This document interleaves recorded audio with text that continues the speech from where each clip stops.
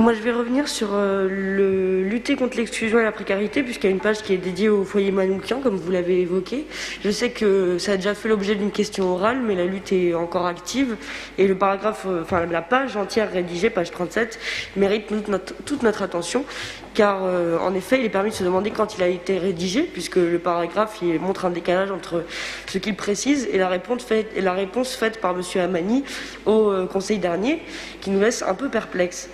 Par exemple, la fiabilité de l'ADEF et son bilan doit être posée et questionnée. Elle est maintenant maître d'ouvrage, elle reste gestionnaire confirmé, et de manière globale, les foyers gérés par l'ADEF donnent lieu à des mobilisations des résidents, et ils soulèvent colère et révolte en Seine-Saint-Denis jusque chez nous, où il va y avoir à nouveau une manifestation ce vendredi 12 mars devant le siège de l'ADEF à Ivry par le comité des résidents Vitrio. Donc pour l'ADEF, le comité des résidents n'est qu'un espace de validation des décisions qu'eux ont déjà prises. La gestion erratique de l'ADEF ne doit pas pénaliser ces vitriaux concernés. Autre exemple, au sein de la résidence Blériot, le projet associatif de restauration n'a pas donné lieu à information ni concertation avec les résidents, par exemple.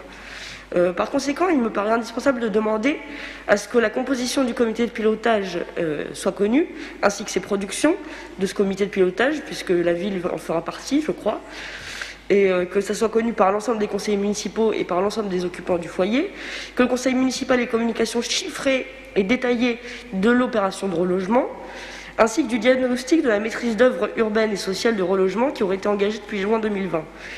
Nous devons être informés et nous devons être vigilants à la reprise d'une concertation réelle avec l'ensemble des résidents, les accompagner en initiateurs pour le relogement de tous les habitants sans filtrage, afin que le parcours de chacun vers un logement pérenne soit garanti et que personne, y compris ceux qui sont hébergés chez un tel ou un tel, ne se retrouvent sans hébergement stable pendant le déménagement.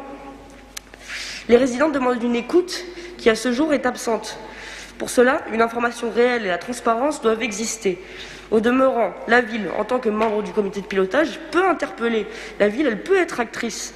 Et pour cela, dans la transparence, d'une écoute des résidents.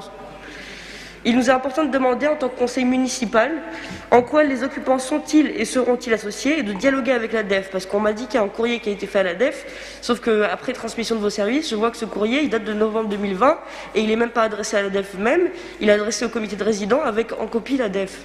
Donc ce serait bien que la ville soit initiatrice d'un réel changement sur cette question et sur cette lutte. Je vous remercie.